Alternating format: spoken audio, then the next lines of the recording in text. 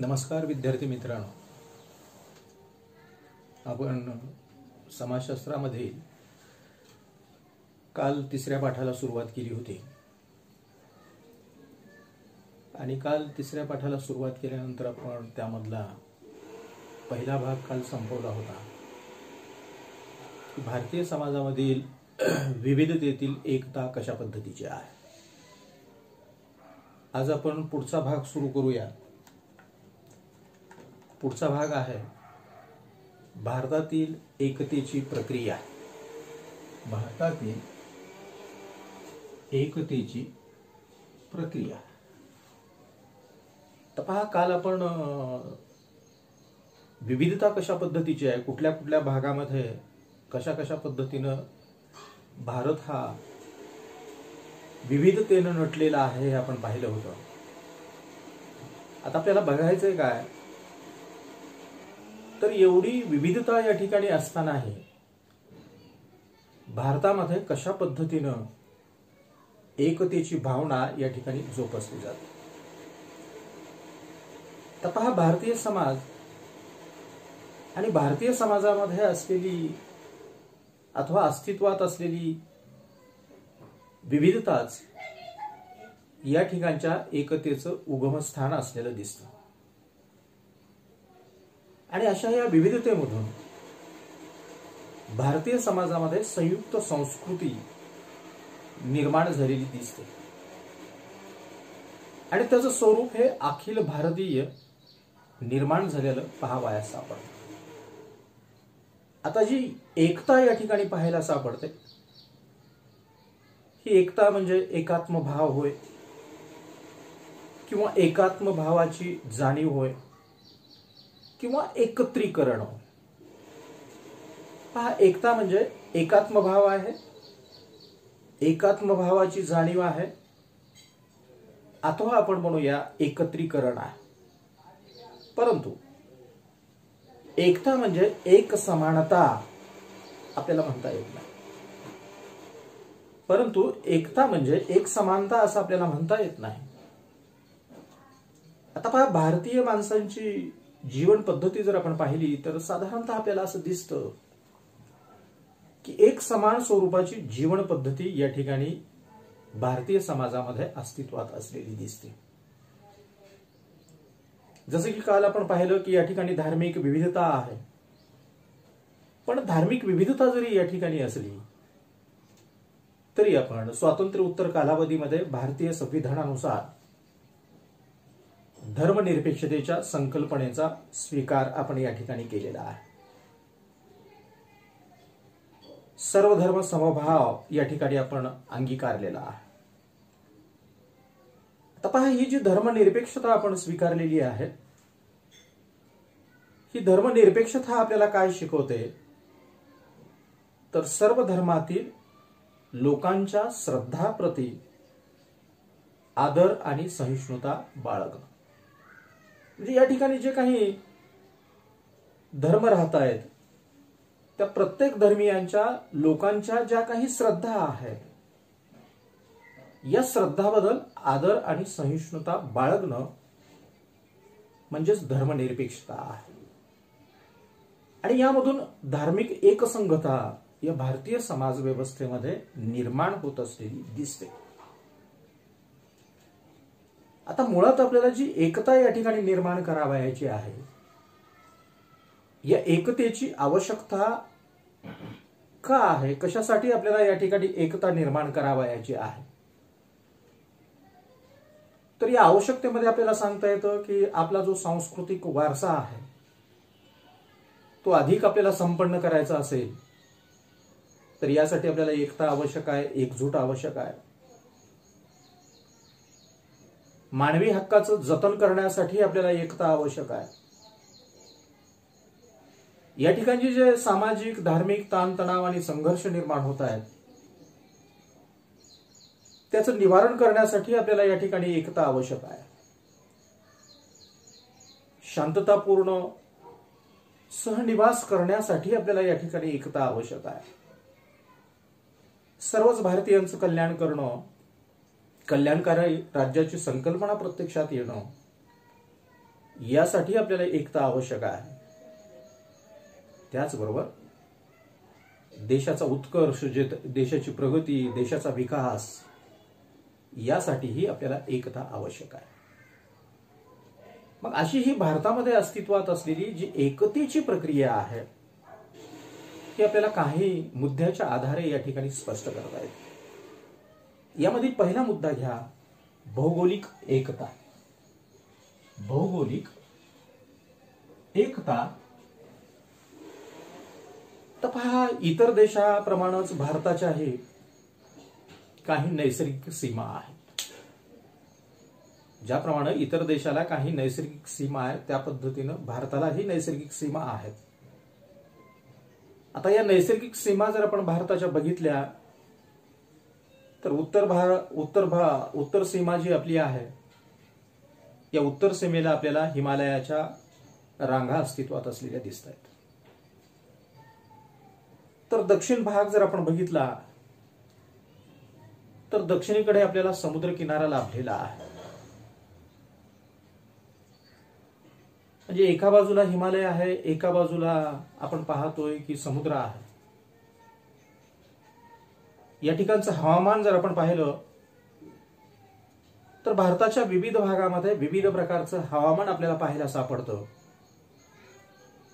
परंतु मान्सूनचा ऋतू मात्र सर्व भारतामध्ये सारखाच असलेला दिसतोय. मान्सून ऋतुमान अस्तित्वात असलेलं दिसतं.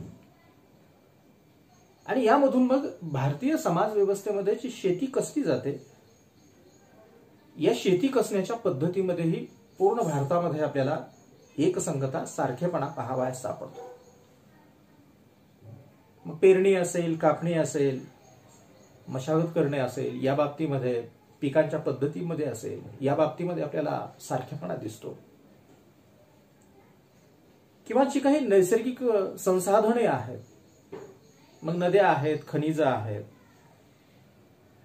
या ठिकाणची वनसंपत्ती आहे, ही जी काही संसाधनं, नैसर्गिक संसाधनं या ठिकाणी उपलब्ध आहेत, त्यावरती सर्वांचा समान स्वरूपाचा अधिकार आहे. शेती व्यवसायाच्या बाबतीमध्ये शेतीचा आणि भारतीय सांस्कृतिक जीवनाचा जवळचा संबंध असलेला दिसतोय. काही सण शेती व्यवसायामध्ये जी कापणी येते, या कापणीच्या संदर्भामध्ये पूर्ण भारतामध्ये काही सण साजरे केले जात असलेले दिसत आहेत. यामध्ये केरळमध्ये साजरा होत असलेला ओणम असेल, पश्चिम आणि दक्षिण भारतामध्ये साजरा होत असलेला मकर संक्रांती सारखा सण असेल, तामिळनाडूमध्ये साजरा होत असलेला पोंगल असेल, पंजाबमध्ये साजरा होत असलेली बैसाखी सारखा सण आणि उत्सव असेल, आसाममध्ये साजरा होत असलेला बिहू असेल. हे सर्व सण जर आपण बघितले तर शेतीमधली ज्यावेळेस कापणी असते, या कापणीच्या हंगामाच्या संदर्भामध्ये एकूण भारतामध्ये ही विविध प्रकारचे सण साजरे करत असलेले आपल्याला दिसत आहेत. म्हणजे या पद्धतीने आपल्याला भौगोलिक एकता स्पष्ट करता येते. दुसरा मुद्दा या ठिकाणी येतोय तो ती आहे धार्मिक एकता. धर्म. जवळपास भारताचं चित्रण जर आपण पाहिलं तर भारतामध्ये 6 धर्म आणि 7वा पारसी धर्म आपल्याला पाहावयास सापडतो. आणि हे जे काही धार्मिक विविधता आपल्याला दिसून येते, यामध्ये वरकरणी आपल्याला मोठ्या प्रमाणात धार्मिक फरक दिसून येतो. परंतु काही समान स्वरूपाचे मूल घटक या धर्मामध्ये अस्तित्वात असलेले दिसते. आणि हे समान स्वरूपाचे मूल घटक शोधणं या ठिकाणी काही कठीण काम नाही. प्रत्येक धर्म आपापल्या धर्माचे धर्मश्रद्धांचा उपदेश करतोय, आपापलं तत्वज्ञान, आपापली शिकवणूक अनुयायावरती बिंबवण्याचा प्रयत्न करतो. परंतु सर्वच धर्म ज्यावेळेस आपण अभ्यासतोय त्यावेळेस मानवी मूल्ये हे प्रत्येक धर्मामध्ये अस्तित्वात असलेले आपल्याला दिसत आहे. आता या मानवी मूल्यामध्ये आपल्याला सांगता येतं, मानवी मूल्य म्हणा, जीवन मूल्य म्हणा, प्रत्येक धर्म या ठिकाणी शिकवतो. यामध्ये मग परोपकार असेल, पवित्रता असेल, प्रामाणिकपणा असेल, साधेपणा असेल, चांगुलपणा असेल, मैत्री असेल, मदतीची भावना असेल, ही सर्वच जीवनमूल्ये ही सर्वच धर्मामध्ये अस्तित्वात असलेली दिसत आहेत. आणि असा हा भारत आणि भारतामध्ये असलेले विविध धर्म आणि विविध धार्मिक श्रद्धा आपण बघूया. देशभरामध्ये धर्मश्रद्धावरून भारतातील धार्मिक एकता ही आपल्या लक्षामध्ये येते. भारत आणि परदेशातून लोक भारतामधील हिंदूंच्या धार्मिक स्थळाला भेटी देण्यासाठी गर्दी करत असलेली आपल्याला दिसत आहे. यामधील काही हिंदू धर्मीयांची ठिकाणं आहेत की ज्या ठिकाणी भारतातूनच नव्हे तर जगामधून लोक येत असलेले आपल्याला दिसत आहेत. यामध्ये उत्तरेकडलं बद्रीनारायणचं मंदिर असेल, पश्चिमेकडील द्वारका असेल, दक्षिणेकडील रामेश्वरम असेल किंवा पूर्वेकडील पुरी असेल.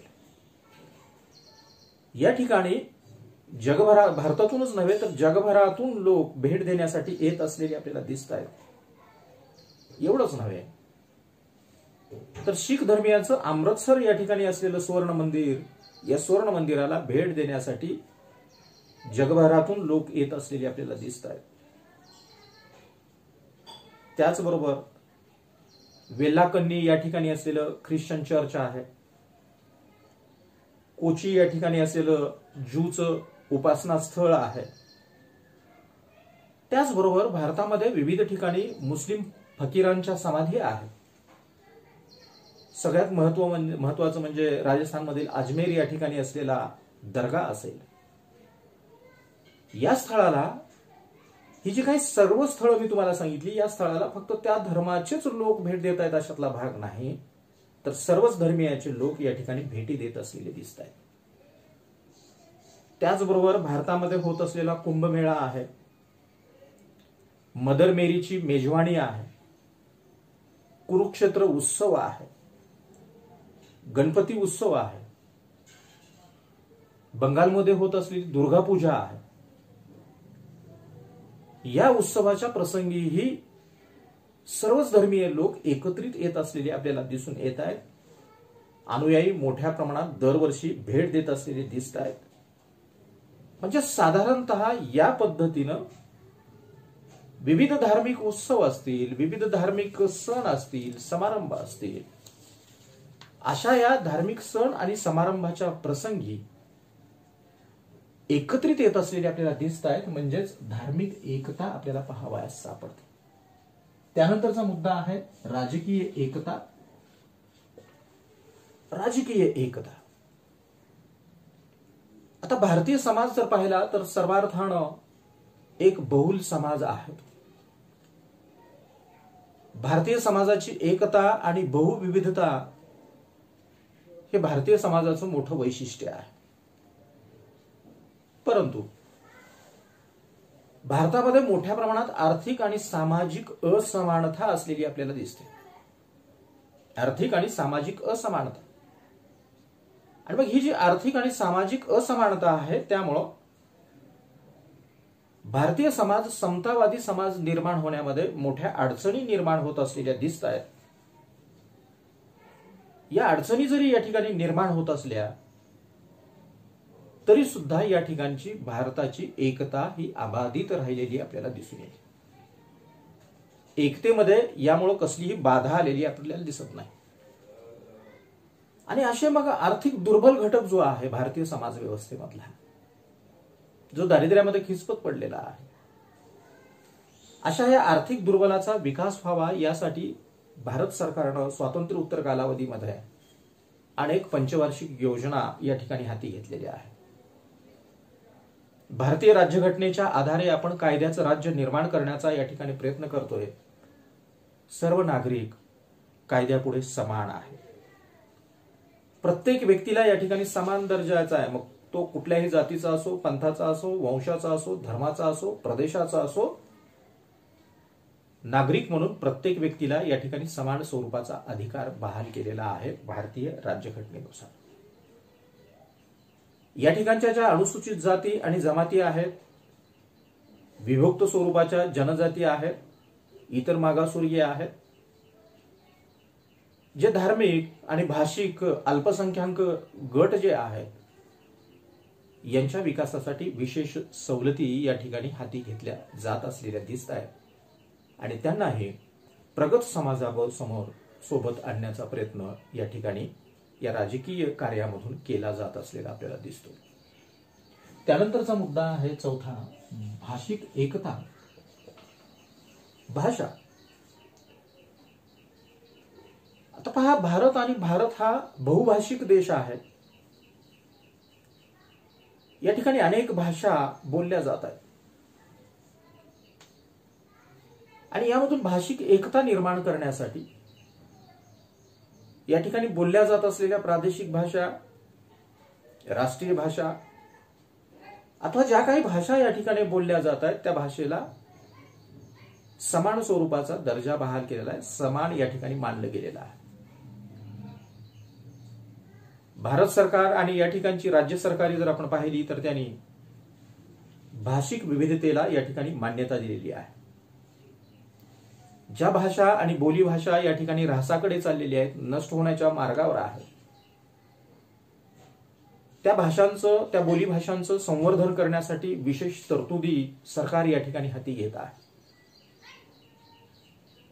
शिक्षणाच्या संदर्भामध्ये राज्य शिक्षण मंडळ या ठिकाणी त्रिभाषा सूत्राचा स्वीकार करत आहे. या त्रिभाषा सूत्रामध्ये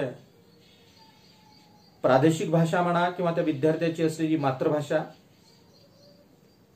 त्यानंतर राष्ट्रभाषा जिला की आपण हिंदी असं म्हणतो, आणि तिसरी भाषा आंतरराष्ट्रीय भाषा जिला की आपण इंग्रजी म्हणतोय.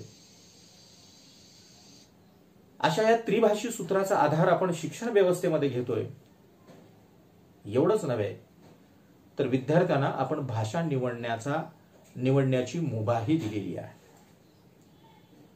मग तो मराठी असेल, हिंदी असेल, उर्दू असेल, गुजराती असेल, कन्नड असेल, इंग्रजी असेल, कुठलीही भाषा तो या ठिकाणी निवडू शकतो.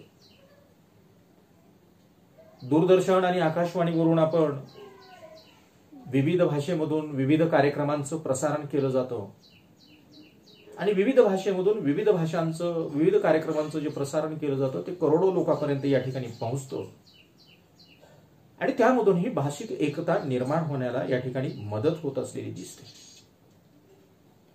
भाषेचं चित्रण जर पाहिलं तर भाषा ही दुधारी स्वरूपाचं शस्त्र आहे. अनेकांसाठी तो अडथळाही ठरू शकतो, तर काहींसाठी तो जगाला जोडणारा दुवाही ठरू शकतो. म्हणजे भाषा हे दुधारी स्वरूपाचं शस्त्र आहे. यानंतर यामधला शेवटचा मुद्दा आहे तो आहे सांस्कृतिक एकता. आता हा संस्कृती, भारतामध्ये एकच संस्कृती नव्हे तर अनेक संस्कृती आहेत. प्रथा असतील, परंपरा असतील, रूढी असतील, रीतिरिवाज असतील, सण असेल, वार असेल, यात्रा असेल, जत्रा असेल, खाणपिण्याच्या पद्धती असतील, सवयी असतील, करमणुकीचे प्रकार असतील, संगीत असेल, खेळाचे प्रकार असतील, या सगळ्यामध्येच भारतामध्ये आपल्याला विविधता पाहावयास सापडते.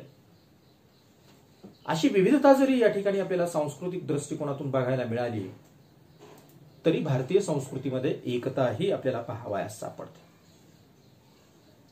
आता पहा, या ठिकाणचे काही सण आणि समारंभ आहेत. ते सण आणि समारंभ सर्व भारतीय माणसं एकत्रित येऊन साजरे करत असलेले दिसत आहेत. दिवाळी आहे, ओणम आहे, रक्षाबंधन आहे, ईद आहे, नववर्ष आहे, ख्रिसमस आहे. यासारखे सण आणि समारंभा प्रसंगी सर्वच भारतीय एकत्रित येत असलेले आपल्याला दिसत आहेत. विविध संत आणि लेखक आणि कलाकारांनी आपल्या कार्यामधून एकतेचा संदेश या ठिकाणी दिलेला आहे. यामध्ये मग अरविंदो असतील, मदर तेरेसा असतील, बाबा आमटे असतील, रवींद्रनाथ टागोर आहेत, भीमसेन जोशी आहेत. या सर्वांनीच आपल्या अजीवन अशा कार्यामधून एकतेचा संदेश या ठिकाणी दिलेला आहे. सांस्कृतिक एकतेच्या तत्वावर आधारित असलेलं राष्ट्रगीत आहे, चित्रपटांचं सादरीकरण आहे. या सादरीकरणामधून अनेक कलाकार सांस्कृतिक एकता निर्माण करण्याचं काम करतात. मग संगीतकार आहेत, गायक आहेत, लोककलाकार आहेत, कारागीर आहेत, क्रीडापटू आहेत, सुधारक आहेत. या सगळ्यांच्या सादरीकरणामधूनही देशावरती प्रेम कसं निर्माण होईल, आस्था कसं निर्माण होईल, भारतीय माणसामध्ये देशासंदर्भातली अभिमानाची भावना कशी निर्माण होईल, असा प्रयत्न त्या आपल्या सांस्कृतिक कार्यामधून या ठिकाणी हे कलाकार ही करत असलेले दिसत आहेत. आणि त्यामुळे या ठिकाणी सांस्कृतिक एकता निर्माण होत असलेली दिसते. विद्यार्थी मित्रांनो, या पद्धतीनं आपल्याला भारतातील एकतेची ही प्रक्रिया सांगता येते. या ठिकाणी आपण इथे थांबूया. पुढचा भाग पुढच्या पिरियडला बघूया.